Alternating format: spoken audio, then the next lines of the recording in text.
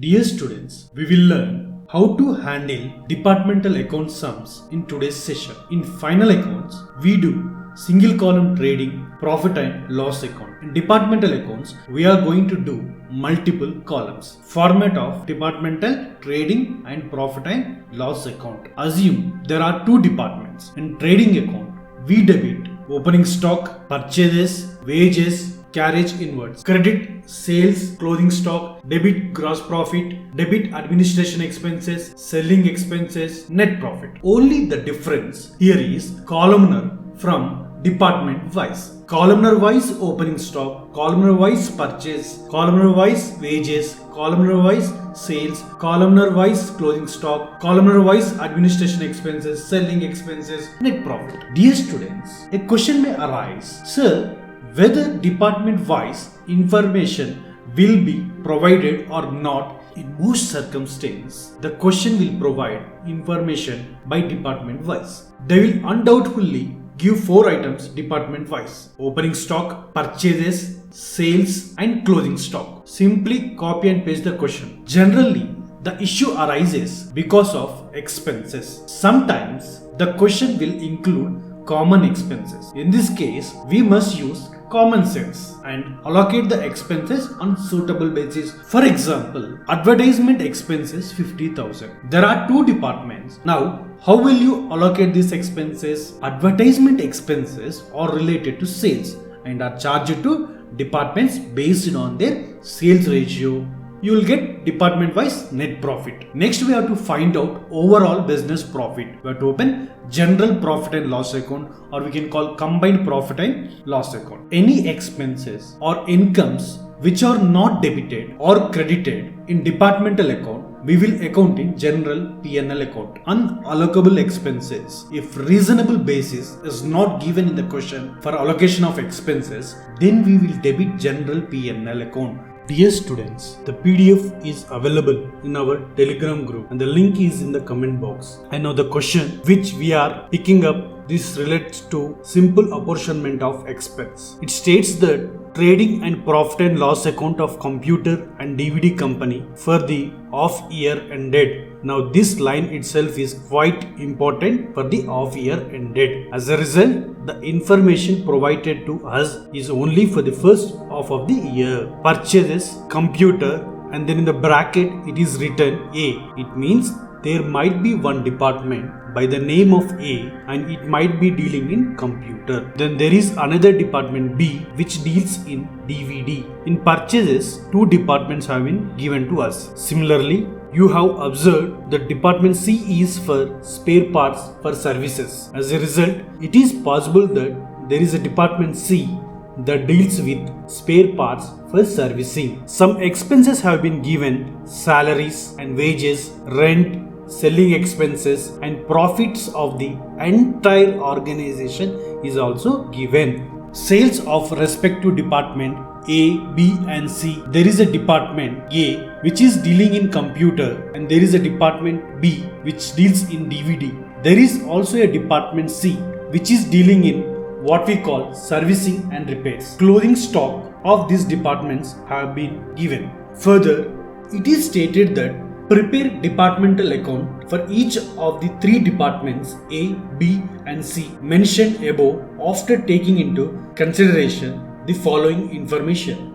Now the information which is provided to us is that computer and DVD are sold in the showroom and servicing and repairs are carried out in workshop. With the help of this particular line, I can draw the conclusion and see here organization has 2 segments. One is showroom and other one is workshop. Since question has clearly stated that computer and DVD are sold in the showroom, it means in the showroom there are 2 departments, department A and department B. As a result, we can conclude that C is the only one in the workshop. Now we are in a position to prepare what we call departmental trading and profit and loss account of this particular organization. See, in order to prepare departmental trading and profit and loss account, first of all, we have to write the title Trading and Profit and Loss Account for the half year ended.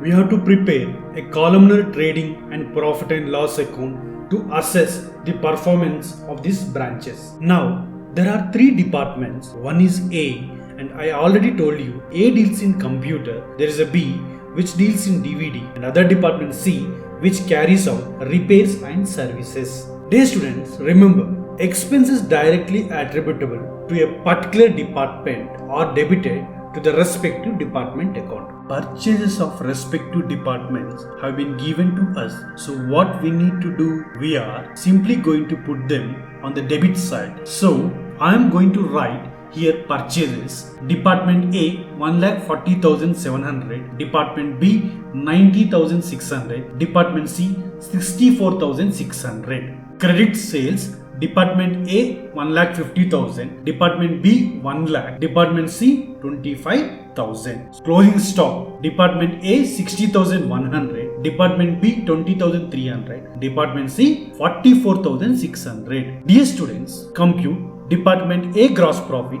Department B gross profit and Department C gross profit. So Department A gross profit 69,400, Department B 29,700, Department C 5,200. When the benefits of certain expenses are shared by all the departments and can be allocated specifically, they should be allocated to all departments on appropriate basis. Now pay attention. Salary and wages, it is not given that how much of salary is related to Department A, Department B or C.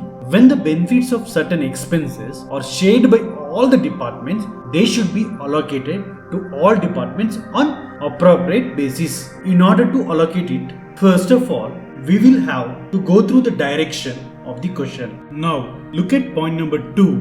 It is providing some sort of clue.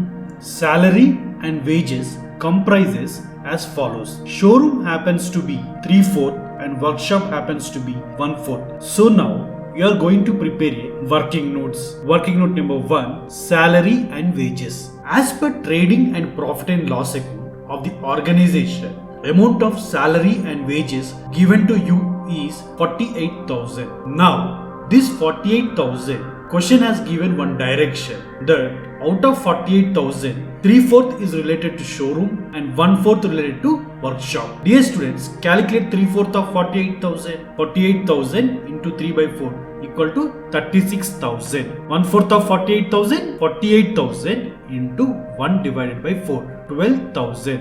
Now, it is also given in the question that it was decided to allocate showroom salary and wages in the ratio 1:2 between two departments A and B. In the showroom, how many departments are there? There are two departments, as we are very well familiar. So 1/3 will be allocated to Department A. 36,000 into 1 by 3 will be equal to how much? That is 12,000. And similarly 2/3 will be allocated to Department B. 36,000 into 2 divided by 3 will be equal to how much? That is 24,000. In the workshop, there is only one department, that is Department C.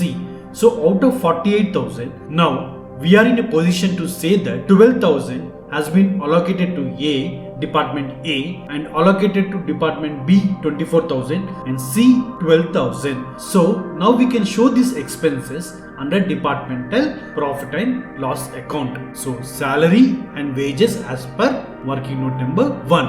12,000 will be debited to Department A, 24,000 will be debited to Department B, 12,000 will be debited to Department C. Now we will take the next one, rent.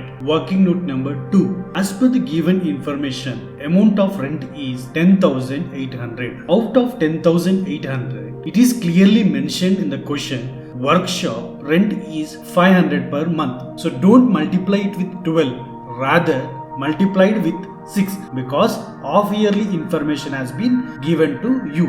So that is the reason 500 per month into 6 months will give you a figure of rupees 3,000. So now we are in a position to say that out of 10,800, 3,000 is rent of workshop. So after determining the rent of workshop, now we are in a position to determine the rent of showroom. you will subtract 3000 from 10,800. So how much now? 7,800. Now you can conclude that rent of showroom is 7,800, and in the showroom there are two departments, that is Department A and Department B. As it is clearly given in the question that rent between A and B will be allocated equally, that is 3,900, 3,900. So that is how 10,800 will be allocated to different departments. So now again we'll come back to departmental profit and loss account, and we write rent in the bracket, we write working note number 2. Department A 3,900, Department B 3,900, Department C 3,000. Selling expense is the next item. Some information is given in the question. It is given that selling expenses to be distributed in the ratio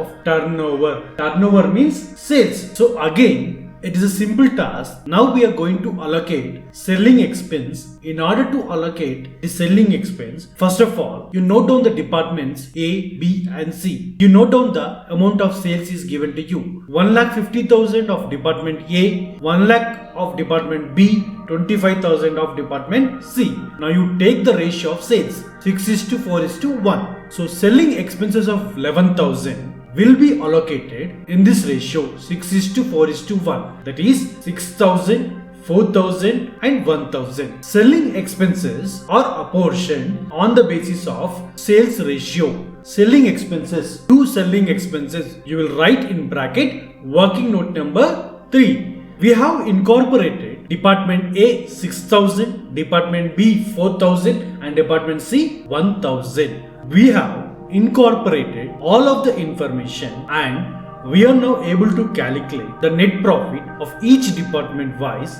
individually. Department A net profit 47,500, Department B net loss 2,200 and Department C net loss 10,800. Dear students, in the next session we will discuss interdepartmental transfers as well as when and how to eliminate unrealized profits.